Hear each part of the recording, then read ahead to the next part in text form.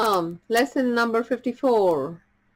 So, let's do that. These are the review ideas for today. Lesson number 16. I have no neutral thoughts. Neutral thoughts are impossible because all thoughts have power. They will either make a false world or lead me to the real one. But thoughts cannot be without effects. We talked about this. Your thoughts are very powerful. As the world I see arises from my thinking errors, so will the real world arise before my eyes as I let my errors be corrected.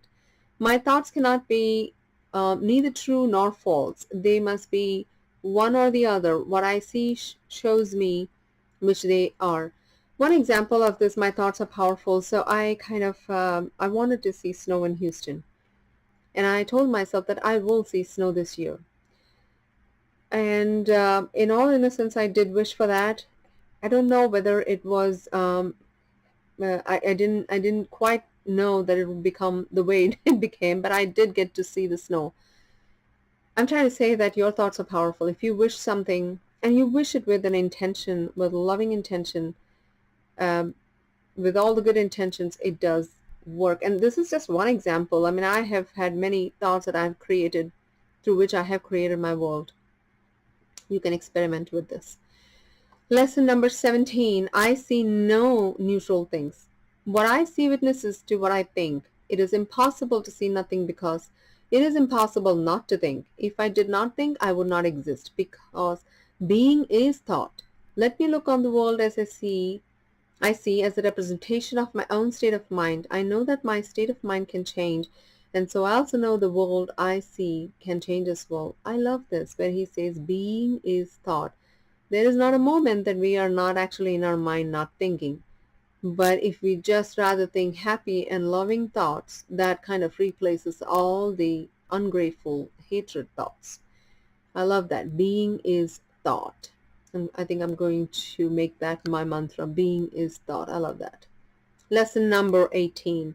I am not alone in experiencing the effects of my seeing. If I have no private thoughts, I cannot see a private world.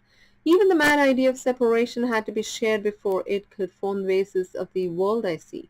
Yet that sharing was a sharing of nothing. I can also call upon my real thoughts, which share everything with everyone. As my thoughts of separation call to the separation thoughts of others, so my real thoughts awaken the real thoughts in them, and the world in my real thoughts show me will dawn on their sight as well. See, this is exactly what I was saying. The collective thoughts of hatred has created, and now the real thoughts we are, through this collective consciousness of love and peace and joy, then we're bringing the real thoughts. See how powerful our mind is? Lesson number 19. I'm not alone in experiencing the effects of my thought. I am alone in nothing. And that is very important to remember. Everything I think or say or do touches all the universe. A God of Sun cannot think or speak or act in vain.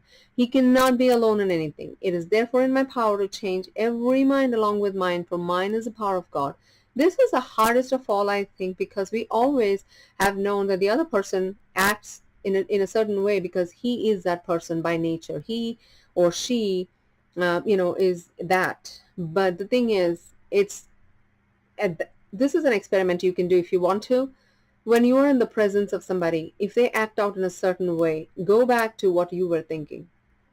See if in any way, I'm not saying that you are a bad person or anything like that, or your thoughts. This is just an experiment. If I am wrong, then I am very much ready to admit everything. This is just an experiment because Florence Charleston always says, be aware of your thought in the presence of that person.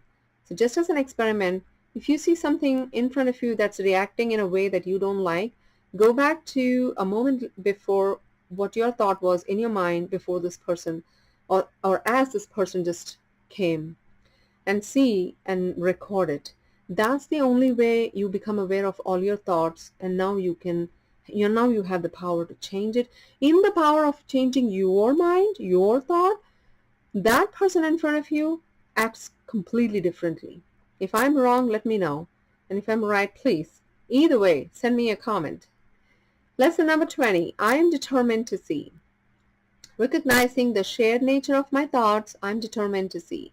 I would look upon the witnesses that show me the thinking of the world has been changed. I would behold the proof that what has been done through me has enabled love to replace fear, laughter to replace weeping, and abundance to replace loss.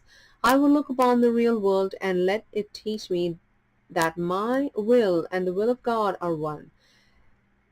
I'll go through the footnotes, and I'm also going to link books that I think are very valuable, with very effective as we are doing the spiritual work. One I always keep mentioning about Florence Scovel Shinn, so I'm going to link her book that I have read and have made a huge difference. I keep continuing to read.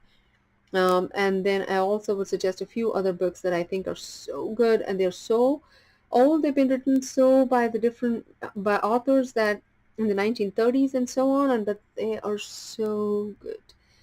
This so the footnote is this is a reference to the famous Cogito of Descartes. Sorry, I think therefore I am. Only here it is stated in the negative. If I did not think, I would not exist. Its point here is that since I must think or I would not exist, I must also see something, since thinking results in seeing. Jesus also refers to the cogito approvingly in chapter 3 of the text, saying that it had a very positive effect on Descartes. It brought about, Jesus says, a distinct shift in his own perception because he knew he was there. I'm going to find this for you guys and link it if possible, okay? If not, I will do something on that. But with that, keep practicing. This is your transformation. I love you. Have a great day. Have a great week. Talk to you soon. Namaste.